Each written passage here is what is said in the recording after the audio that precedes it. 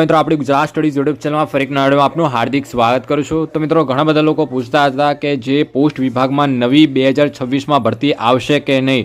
તો મિત્રો ફાઇનલી જે કહેવાય કે પોસ્ટ વિભાગ દ્વારા 30,000 જગ્યા માટે આ ભરતીની જાહેરાત કરવામાં આવેલી છે, જેના માટે કોઈ પણ 10 પાસ હોય એ ફોર્મ ભરી શકશે।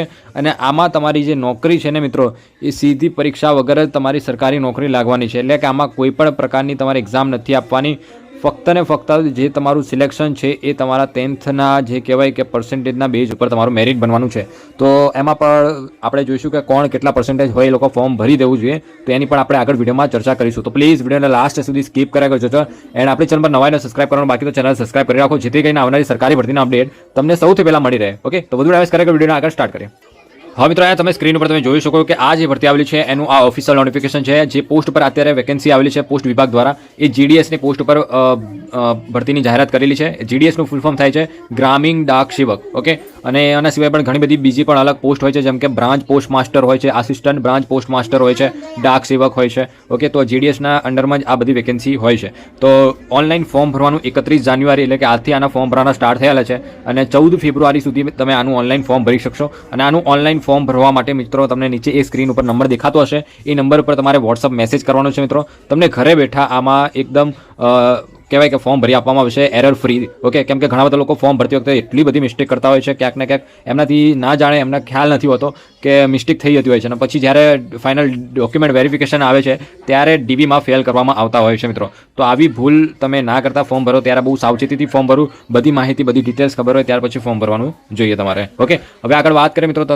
આપણે જે સિલેક્શન પ્રોસેસની, તો સિલેક્શન પ્રોસેસ તમને ખબર હશે કે આમાં કોઈ પરીક્ષા નથી, જે રીતે મેં આગળ કીધું એ પ્રમાણે। અને બીજું કે તમને અહીંયા સેલેરીની પણ વાત કરી દો કે બીપીએમ જે છે બ્રાન્ચ પોસ્ટ માસ્ટર, એમાં સેલેરી કેટલી રહેશે। તો અહીંયા તમે જોઈ શકો છો કે 12,000થી લઈને 29,000 આજુબાજુ તમારી સેલેરી રહેતી હોય છે। આ ફક્ત સેલેરી છે, આની સાથે પણ તમને એલાઉન્સીસ છે, બધા એલાઉન્સીસ જોડવામાં આવતા હોય છે। અને બીજું તમને ખબર છે કે સેન્ટ્રલ ગવર્મેન્ટની આ વેકેન્સી છે, એટલે કે કેન્દ્ર સરકારની આ ભરતી છે મિત્રો। તો આમાં અત્યારે તમને 8 પે કમિશન જ્યારે લાગુ પડશે તો તમારી જે સેલેરી છે એ ઓલ ઓવર સેલેરી વધી જશે। તો લગભગ તમારી જે સેલેરી છે એ બ્રાન્ચ પોસ્ટ માસ્ટરની 20,000ની આજુબાજુ તમારી સેલેરી સ્ટાર્ટિંગ સેલેરી રહેશે। ઓકે, સાથે એલાઉન્સીસ પણ બધા જોડાશે। પછી એવી જ રીતે તમને આસિસ્ટન્ટ બ્રાન્ચ પોસ્ટ માસ્ટર છે, ડાક સેવક છે, એની પણ 15,000થી 17,000ની આજુબાજુ તમારી સ્ટાર્ટિંગ સેલેરી થઈ જશે। ઓકે, તો આ પ્રમાણે હોય છે। બ્રાન્ચ પોસ્ટ માસ્ટર માટે અલગ કટ ઓફ હોય છે, આસિસ્ટન્ટ બ્રાન્ચ પોસ્ટ માસ્ટર અને ડાક સેવકનું પણ અલગ કટ ઓફ હોતું હોય છે, બરાબર।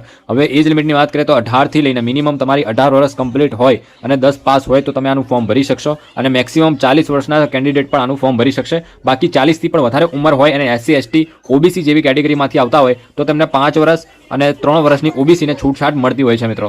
બાકી જે પીડબ્લ્યુડી કેન્ડિડેટ છે, એટલે કે ફિઝિકલ હેન્ડીકેપ છે, એ લોકોને 10 વર્ષની ઉંમરે છૂટછાટ મળતી હોય છે। તો આવા કેન્ડિડેટે ફોર્મ ભરી દેવું જોઈએ। અને આમાં કોઈ હાયર ક્વોલિફિકેશન નથી માંગેલું, ફક્ત 10 પાસ હોય એ પણ બધા જ ફોર્મ ભરી શકશે। અને 10 પાસના બેઝ ઉપર જ તમારું ફાઇનલ મેરિટ તૈયાર થવાનું છે। ઓકે, બીજું અહીંયા ડિટેલમાં સિલેક્શન ક્રાઇટેરિયા આપેલો છે, તમે 1 by 1 વાંચી શકો છો કે તમારું સૌથી પહેલાં તો જો application will be shortlisted for engagement on the basis of system generated merit list. એટલે કે સૌથી પહેલાં તો તમારી છે ને એપ્લિકેશનને શોર્ટ લિસ્ટ કરવામાં આવશે। આ શોર્ટ લિસ્ટમાં પ્રક્રિયામાં ઘણા બધા લોકોએ ડુપ્લિકેટ ફોર્મ ભરેલા હશે, ઘણા બધા લોકોએ ઘણી મિસ્ટેક કરેલી હશે, ઘણા લોકોએ ફીસ ભરવાની હશે તો ફીસ નહીં ભરી હોય, વગેરે ઘણી બધી મિસ્ટેકો થઈ હશે તમારાથી। તો એના લીધે તમારું એપ્લિકેશન છે ત્યાં પહેલા જ ફેઝમાં તમારું શોર્ટ લિસ્ટ કરવામાં આવશે, એટલે કે રિજેક્ટ કરવામાં આવી શકે છે જો તમે કોઈ મિસ્ટેક કરી છે તો, બરાબર। પછી જે લોકોએ મિસ્ટેક નથી કરી એ લોકોને આગળના ફેઝ માટે એટલે કે મેરિટ લિસ્ટ માટે તૈયાર કરવામાં આવતું હોય છે।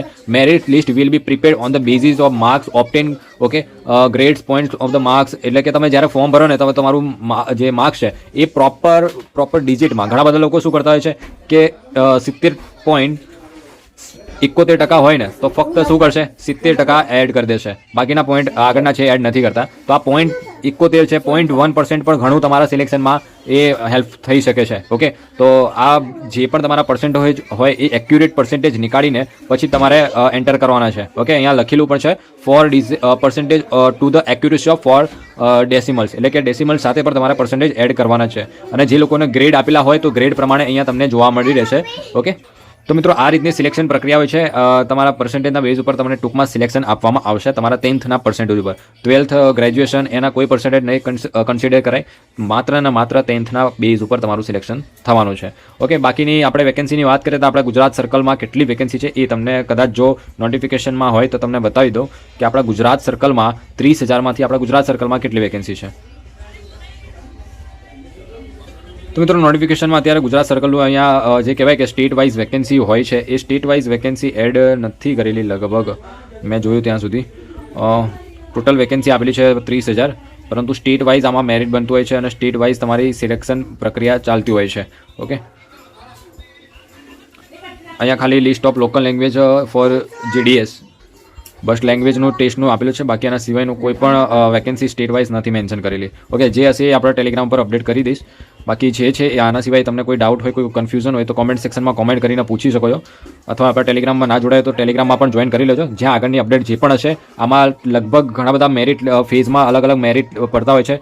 જેમ કે ફેઝ 1માં સૌથી હાઈએસ્ટ કટ ઓફ વાળા હોય એ લોકોને પહેલાં સિલેક્ટ કરતા હોય છે. પછી જે પ્રમાણે વેકેન્સી છે એ પ્રમાણે ફેઝ 2નું પણ મેરિટ લિસ્ટ સેકન્ડ રાઉન્ડ આવતો હોય છે, થર્ડ રાઉન્ડ આવતો હોય. એવી રીતે લગભગ જ્યાં સુધી વેકેન્સી ફૂલ ના થાય ત્યાં સુધી 6, 7, 8 જેટલા પણ લિસ્ટ બહાર પાડવામાં આવે ત્યાં સુધી તમારું આમાં મેરિટ લિસ્ટ બહાર પડતું હોય છે મિત્રો. ઓકે, તો લાસ્ટ મેરિટમાં પણ તમારો ચાન્સ આવવાનો હોય છે. ફર્સ્ટ આમાં કઈ રીતની પ્રક્રિયા હોય છે કે ફર્સ્ટ મેરિટ છે એમાં સૌથી હાઈએસ્ટ જે લોકોનું પર્સન્ટેજ હોય એ લોકોને પહેલાં પ્રાથમિકતા આપતા હોય છે. પછી એનાથી લોઅર ઓછા પર્સન્ટેજ હોય એમને સેકન્ડ રાઉન્ડમાં, થર્ડ રાઉન્ડમાં. એવી રીતે જેવી રીતે તમારું યુનિવર્સિટીમાં તો તમે એડમિશન લીધું હોય ને, તો એ યુનિવર્સિટીમાં કેવી રીતે હોય છે કે પહેલા રાઉન્ડમાં જે લોકોના સારા પર્સન્ટેજ હોય એ લોકોને પહેલાં સિલેક્શન લેતા હોય, પછી સેકન્ડ રાઉન્ડમાં એનાથી ઓછા પર્સન્ટેજ હોય એ લોકોને આપતા હોય છે એડમિશન. એવી જ રીતે આમાં પણ તમારું સિલેક્શન છે એ સેમ પ્રક્રિયાથી થતું હોય છે. ઓકે, તો આ પ્રમાણે સિલેક્શન પ્રક્રિયા હોય છે. આના ઉપર પર્સન્ટેજ ઉપર લાસ્ટમાં કેટલું પર્સન્ટેજ ઉપર સિલેક્શન થયું હતું એના આધારે તમને એક સેપરેટ અલગ વિડીયો બનાવવાનો હશે, તો હું એના પર એક સેપરેટ અલગ વિડીયો બનાવી દઈશ જો વધુમાં વધુ કેન્ડિડેટ્સની કોમેન્ટ્સ આવશે તો. ઓકે, બાકી જે પણ નોટિફિકેશનમાં હતું ઇમ્પોર્ટન્ટ જાણવા જેવું એ મેં તમને સમજાવી દીધું છે. પણ તો પણ કન્ફ્યુઝન કોઈ ડાઉટ હોય તો કોમેન્ટ સેક્શનમાં કોમેન્ટ કરીને પૂછી શકો. અને સ્ક્રીન ઉપર તમને જે નંબર આપેલો છે એ નંબર પર તમે વોટ્સઅપ મેસેજ કરી શકો. ઘરે બેઠા આપણે આનું ફોર્મ ભરી આપીએ છીએ. ઓકે, તો મળે મિત્રો નેક્સ્ટ વિડીયોમાં. આ વિડીયો પૂરતું આટલું છે.